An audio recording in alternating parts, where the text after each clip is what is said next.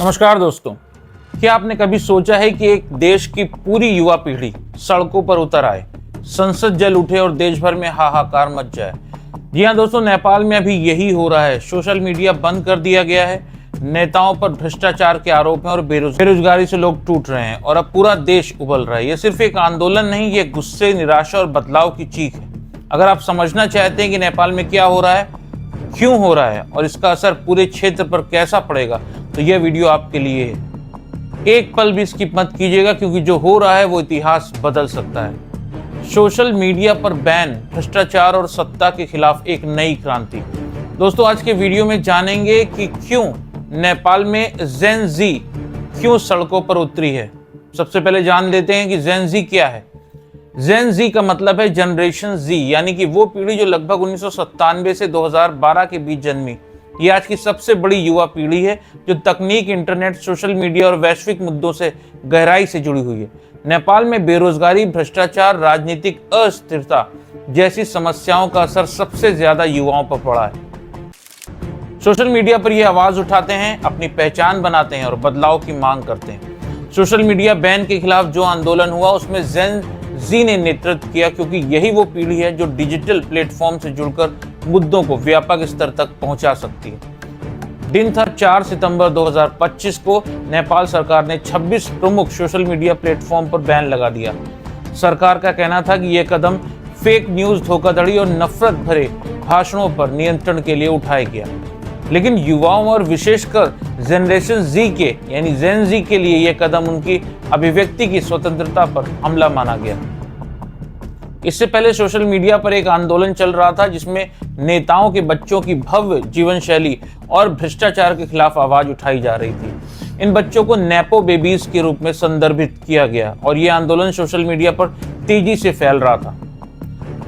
दोस्तों, social media पर प्रतिबंध के बाद यानी कि 8 सितंबर को काठमांडू और अन्य प्रमुख शहरों में हजारों युवाओं ने सड़कों पर उतरकर विरोध प्रदर्शन करना शुरू किया। यह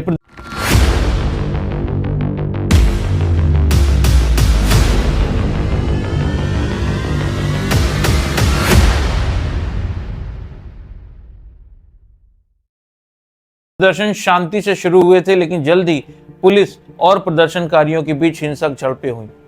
पुलिस ने आंसू गैस, रबर बुलेट्स और लाइव गोलियों तक का इस्तेमाल किया, जिसमें कम से कम 19 युवाओं की मौत हो गई और सैकड़ों लोग घायल हुए।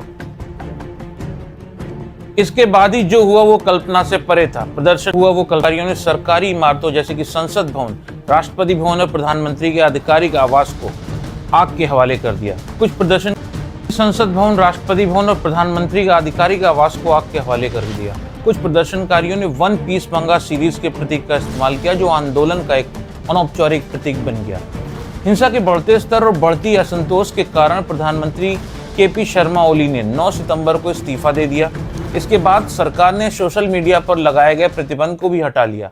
संचार मंत्री गुरंग ने पुष्टि की कि सभी प्रमुख सोशल मीडिया प्लेटफॉर्म फिर से सक्रिय हो गए। यह आंदोलन केवल सोशल मीडिया पर प्रतिबंध के खिलाफ ही नहीं था, बल्कि ये भ्रष्टाचार, राजनीतिक परिवारवाद और बेरोजगारी जैसी समस्याओं के खिलाफ एक व्यापक जनाक्रोश का प्रतीक था। नेपाल में भ्रष्टाचार के उच्च स्तर और राजनीतिक अस्थिरता ने युवाओं को सरकार के खिलाफ खड़ा कर दिया।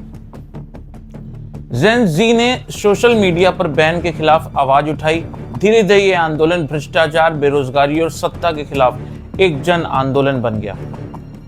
स्थिति इतनी बिगड़ गई कि काठमांडू एयरपोर्ट 2 दिन के लिए बंद करना पड़ा और सेना को तैनात करना पड़ा।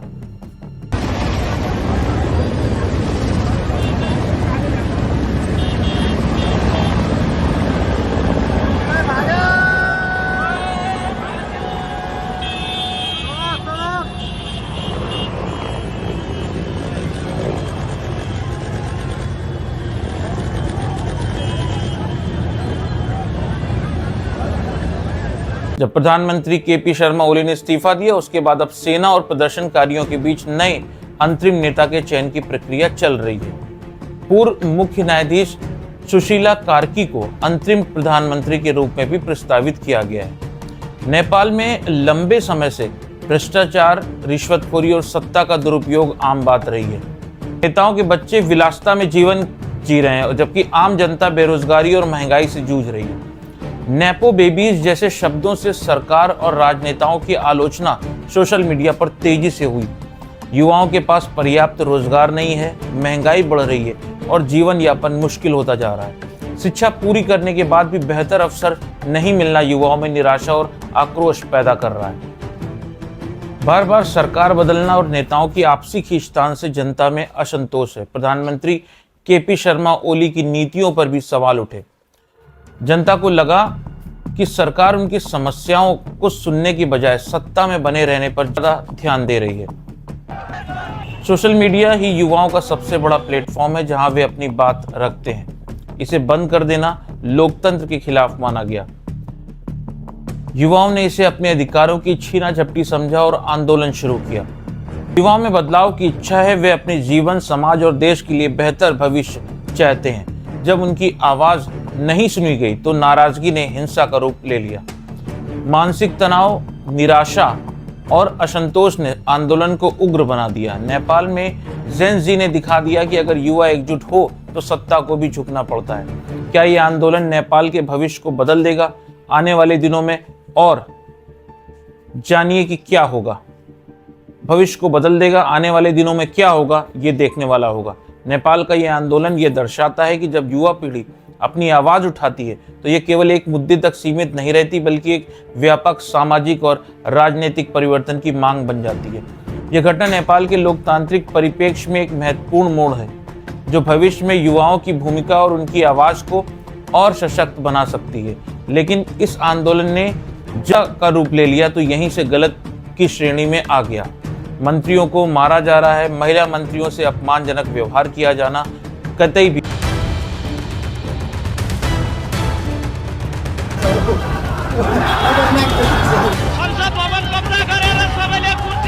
बर्दाश्त करने लायक नहीं है और निंदनीय है। हिंसा समाधान नहीं है। शांतिपूर्ण तरीकों से अपनी आवाज उठाना ही स्थायी बदलाव का रास्ता है। संवाद जरूरी है। नेताओं और प्रशासन को मिलकर मुद्दों का समाधान ढूंढना चाहिए। जिम्मेदारी हमारी है। आंदोलन में शामिल हर व्यक्ति को सामाजिक जिम्मेदारी निभानी होगी और संघर्ष को अनुशासन के साथ चलाना होगा। इस आंदोलन ने हमें ये सिखाया कि परिवर्तन के लिए आवाज उठाना जरूरी है, लेकिन साथ ही संयम, समझदारी और अहिंसा अपनाना उतना ही महत्वपूर्ण है।